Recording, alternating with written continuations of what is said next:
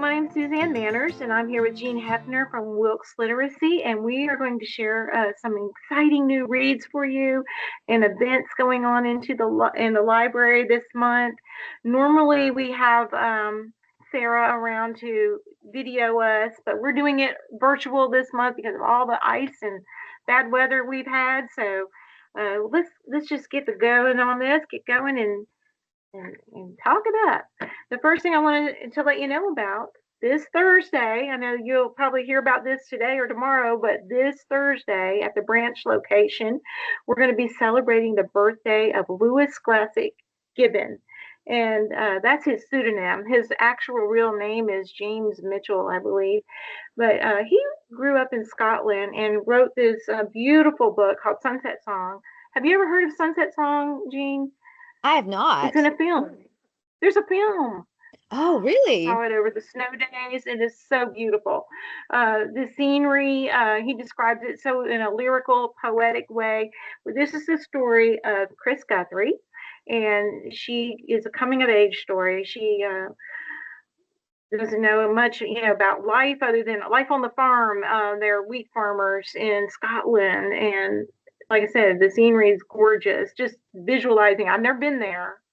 I know you said you were interested and you always wanted to go. I really want to go to Scotland. It's on my bucket list, and so I would That's be right. very, very interested in reading that book. You can armchair travel with a book. You can go there through the pages. That's what we're doing. But we're reading this book in celebration of Gibbons, whose birthday is this month. His birthday is actually Friday, but we're going to be having a conversation about his book on Thursday at our branch location. The branch in Trap Hill has a monthly club called the Reading Trap. And we like to read these books that are eclectic and sometimes forgotten about in honor of the author's birthday. And we like to eat while we discuss. So we're going to be having, I think, maybe some shepherd's pie and some scones, Scottish food at the conversation. So if you'd like to join us, that's at noon this Thursday. Now, this wasn't on our notes, but I want to point it out. March. We're going to be celebrating the birthday of Zhong Chang. You have more time to pick up this book and read if you like. It's Wild Swans. And this is the story of generations, the grandmother, the mother, and the daughter living through the revolutionary times with Mao Zedong and if I say his name right, this has some really gorgeous, gorgeous photographs inside as well about the times they lived through and the civil unrest in that country. Here's some slogans on their liberation shoes that safeguard our land and beat Chiang Kai-shek. So you can travel to China in March. Of course, we'll probably have some Chinese food at that book talk. And I wanted to tell you about that now in case you're interested in reading ahead and preparing for the March talk. The Reading Trap always meets on the second Thursday at noon in the branch. Last week, we had so much snow and ice, and the branch parking lot was like a skating rink. We could not open the library over there. So I'm really hoping tomorrow's warm weather melts all that away. It might be a little muddy, but come on down and join us Thursday. Okay, another thing coming up, Friday the 13th. Every second Friday, our veterans gather to talk about veteran-related literature. And we have this anthology of stories that they choose from each month what they'd like to read and discuss. So with Friday's conversation, we're going to Walt Whitman, his diaries, his letters. He lived in the Civil War era and did some caretaking with the soldiers and understanding what that entailed, how he elevates care into a sacred, sustaining force that binds individuals together in times of pain and healing. And join us for our Talking Service Book Club. And if you would like to know about that, you can give us a quick ring and we'll forward you the document. It's just a few pages, not this whole fat book, with a few pages to read about on caregiving. Now, I know you love chocolate. Yeah. Yes, absolutely. We're everybody loves chocolate, and this is February is Valentine's, and all kinds of chocolate treats are in store. If you happen to visit the Friends of the Library book sale, have you ever been to their book sale, Jean? Yes, You know what it's like. it's Yes. amazing. They have the most amazing little bookstore over there behind the Stone Center on Church Street. And you can pick up pretty much anything you like. I mean, there's a lot of used books that are donated, but some of them are in pristine condition. And you pay like used book prices. You pay $1 or $2 for something that you would purchase at the bookstore for full price. I mean, it's just all the money that the friends raise at their bookstore comes back to our library and support our programs and speakers and events that we hold here. So we really want to shout out to the friends and thank them for it. But I mentioned chocolate because this month is their annual membership chocolate extravaganza. Wow. Okay, so if you head over to their store, now they're open on the first or the second Thursday. So after the reading trap conversation takes place, they open at 5 o'clock that evening this week, and they'll have their evening launch for the weekend, and they're open all Friday and Saturday as well. But head on over there and browse the collection, the used book collection, and pick out some things and enjoy some chocolate, hot chocolate, brownies, candy, chocolate galore. I mean, the store is going to be covered in chocolate. It'll be a fun time. Well, and I love that you mentioned the location because, just make sure that you drive all the way back behind the Stone Center because you really can't see it from the road. So you need to know where you're going. So make sure that they, go all the way back there and go behind so they can get to. Definitely. Yes. Go all the way to the back and you won't miss it. I think they have some flag signage out, or it might be on the marquee. But if you don't know to go to the back, you're like, where are we? Where is it? That's where it is. And you'll love it there. Their friends are so helpful and they know where everything is. They organize the store pretty much every week. And traditionally, it's always been the second Thursday, Friday, and Saturday of each month when they hold their book sale. But in the most recent months, they've started to do a Tuesday morning sale. And that's every week because Tuesday morning they're already out there anyway, processing the donations and the books, straightening the shelves. So might as well open the doors for folks that want to browse the books and pick some things up out there. So that's this week. And, of course, this whole entire month is Library Lovers Month. So I want to jump down my checklist with you because I know you're a library lover. And I you're, am. Jean, as the director of literacy in our county, we appreciate all your support and efforts. And I brought along some particular books that I pulled from the Fresh Reads collection. You can tell us a little bit about it, but these are condensed novels and they're geared for emerging readers, adult readers, and they're interesting. They're not like below your level. We have a little bookshop by Patterson, and I picked the one with the Titanic because I always love that adventure story. And I thought, well, I want to know what it's all about. In this particular case, newlyweds on the Titanic, and spiders. The spider bites. Here's a rapid read on that. I don't like spiders, but I feel like I want to know more to prevent getting bit. Yes. Right? And then with the weather, how it's been lately, the Little Match Girl, that's a classic fairy tale, but they're in graphic novel format. So you have the illustrations to go along with it. This is just a little sample of that collection. If you want to expound on what I'm telling everyone, you know more what you're doing with that. Well, and I will say, again, I'm so excited. The first time you and I met each other, this was a part of our conversation, and I was like, "Welcome to Wilkes County," and we were having lunch, and I said, "Would it be just so great if, we could have some books available in the library. I have a few from the same type of collection you were showing. We had these in our library. We have a very small, um, just a place for our students that come in to kind of just pick and choose a few books. But I've noticed early on, when I started at Wilkes Literacy, I came in 2019, and right before COVID, and then COVID happened. And then Oh no. whenever our students were coming back in person after COVID, I just noticed how excited they were to be able to choose a book on their own. Number one, to have the option to choose. Number two, to have a book that was interesting and relevant for adults. And we do Right. have a significant portion of adults in our county that need to grow their reading skills. Some of them we put in the group of basic education because they just never learned how to read for whatever reason. There are many reasons.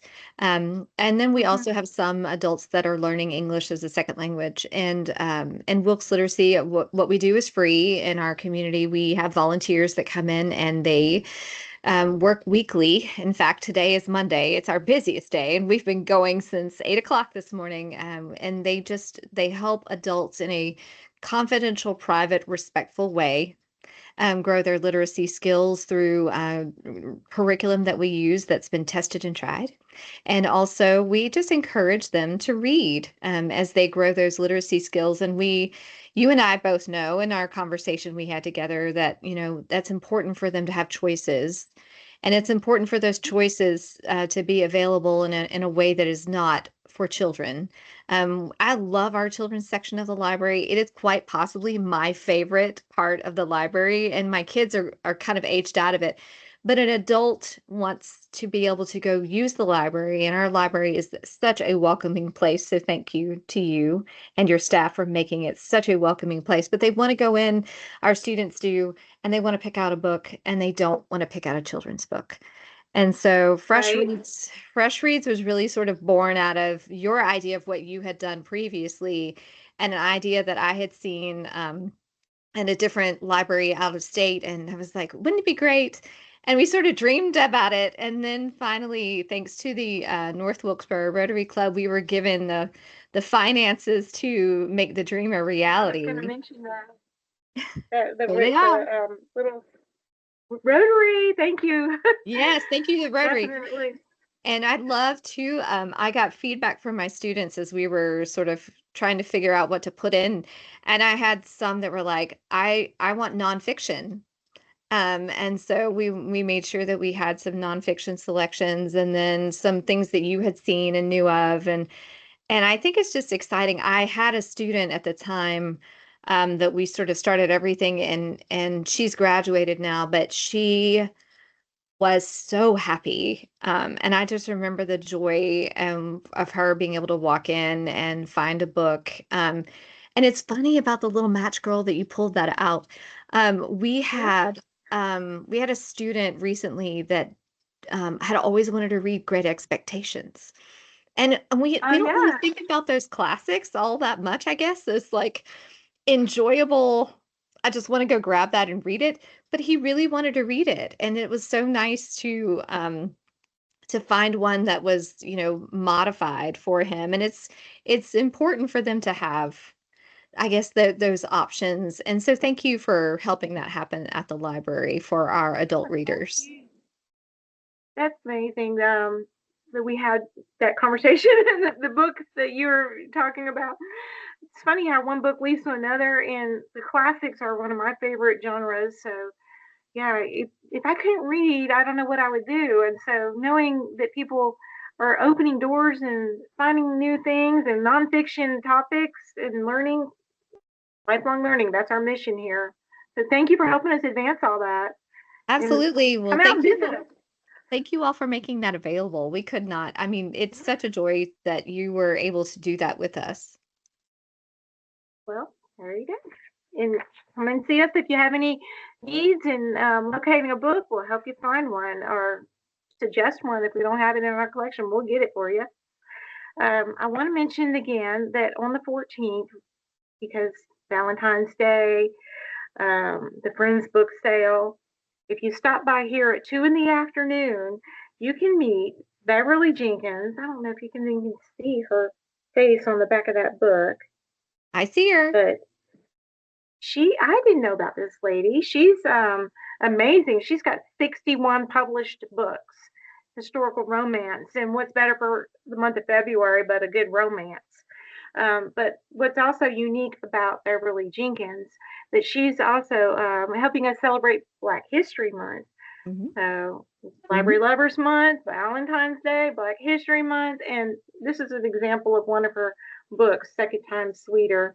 It's a romance. I just picked one off the shelf that we had in the house here. We can get them from all different locations around the counties and around our state too. But if you'd like a good romance and you want to meet the author, she's going to be live streaming with us in the That's library wonderful. Saturday the 14th.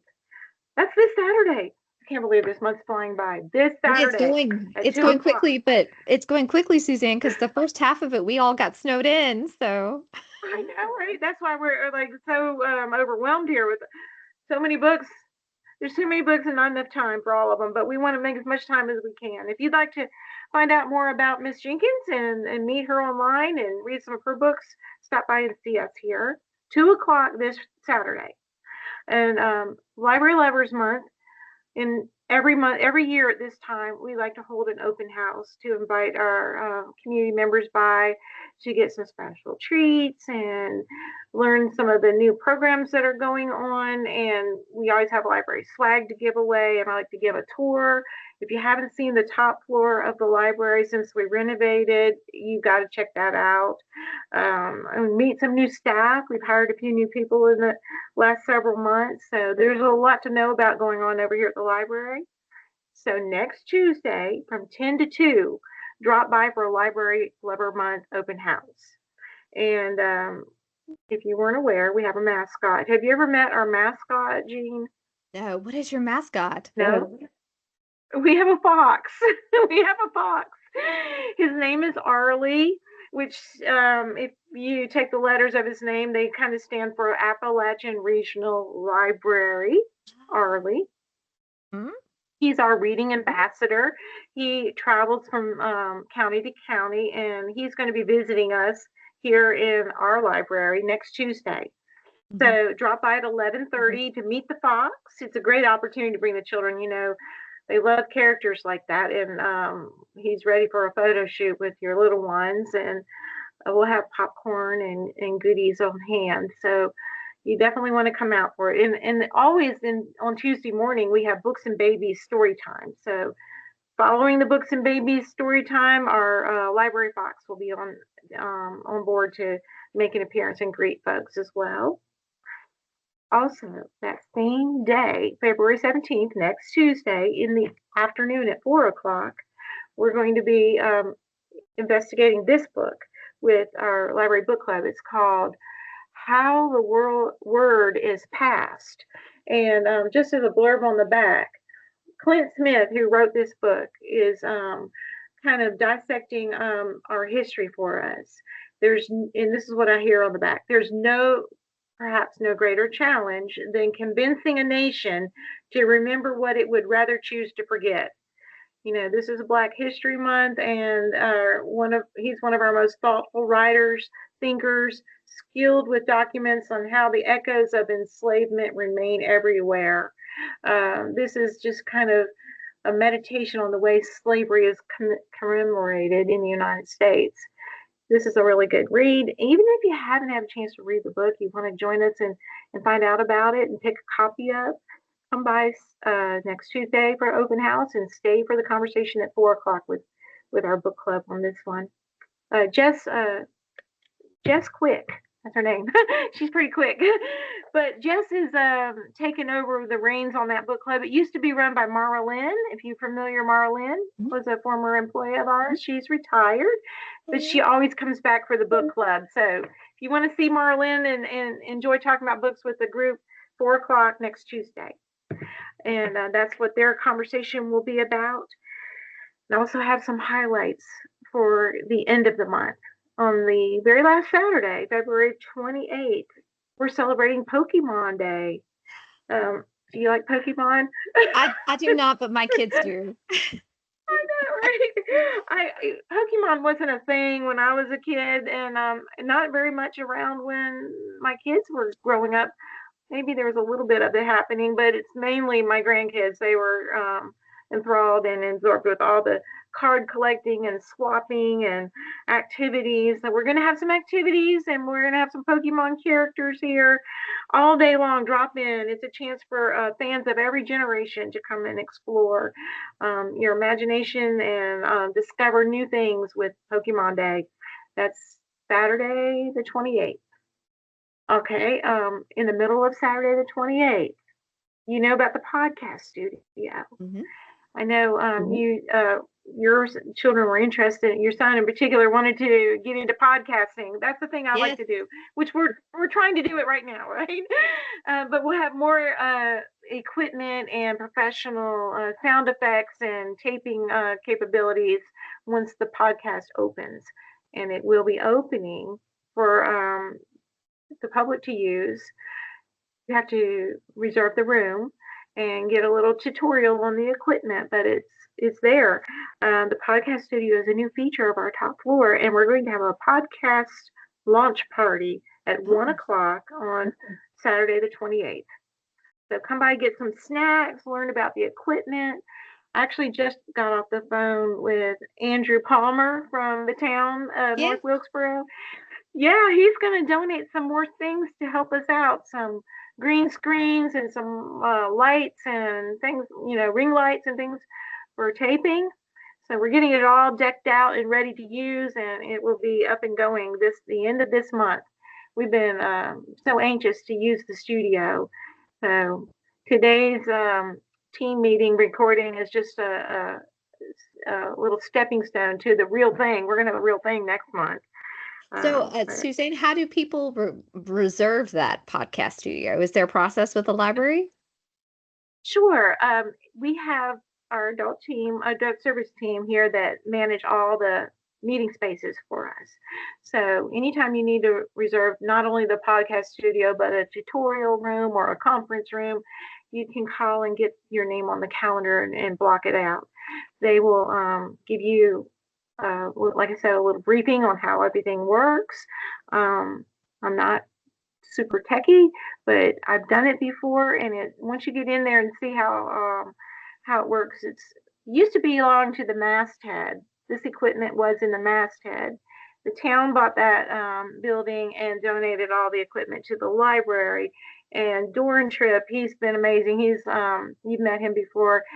He's one of our board members and was great to get us started using that equipment when it was in the masthead. So it's not so crazy hard to learn how to do, and it's going to be a lot of fun. Hmm. So come and try it out. If you're interested in starting a podcast of your own and you don't have the equipment at home, you can use ours. It'll be great once it gets going. We'll have to make a list of all the local podcasts so that we can check them out. I know, right? I was hoping to maybe revisit my human library, and we'll talk more about that in the coming months. But that's where we have conversations with real people. You can check people out for a conversation, not necessarily take them home like you would a book, Mhm. but you can check them out for a conversation. And I was thinking to preserve those conversations to put them in some form of podcast and maybe have some way on our website that folks can click and listen and learn and just enjoy all the good things that are going on. There's I love podcasts. In my car on So do radio I. every morning, I have something in there to learn about. So yeah. That's exciting. Well, do you have any favorite books of yours that you've always loved, or something to share that you maybe like? My childhood favorite is Little Women by Louisa May Alcott. I don't know if you have a favorite. I I just let mean, you end us with one of yours. I'm going to be super boring and vanilla, but I will say I have read every Jane Austen, every single one, and I've read them Oh more yeah. than once. And I absolutely love her writing. In fact, my family, in the coming months, we're going to be taking a trip, and I've got my like really worn out version of Pride and Prejudice that I always take with me whenever Yeah. I go somewhere. And I just have always loved ever since I was young, and really could appreciate, I guess, her writing. I've always loved Jane Austen. I will say, my kids are both readers, and I'm so grateful for the library, because in fact I need to come by and get a book today Okay. that my son has on hold.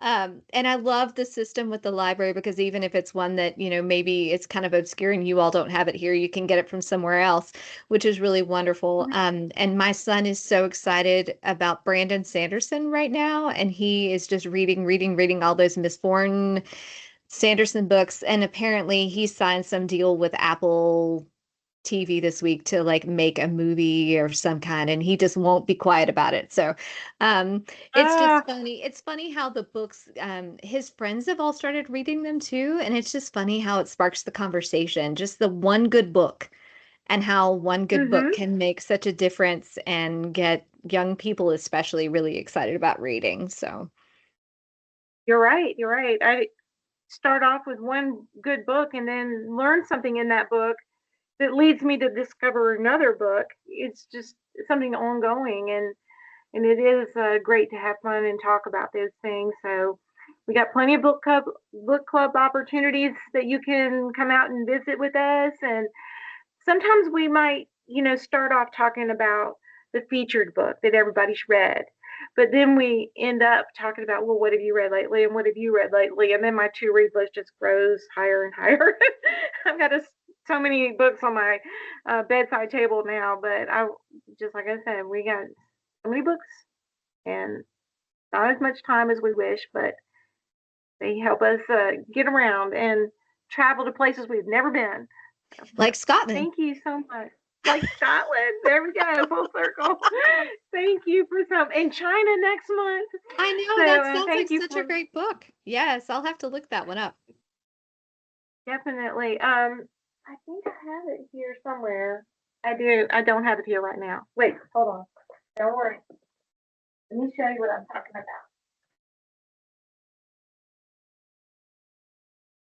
Here on my chair.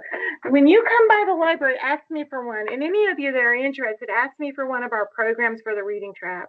Okay, so Okay. you'll know what we're reading about all year long. And if you'd like to join those conversations and just come out and visit with us and have a little meal, we like to eat what we like to eat what we're reading about.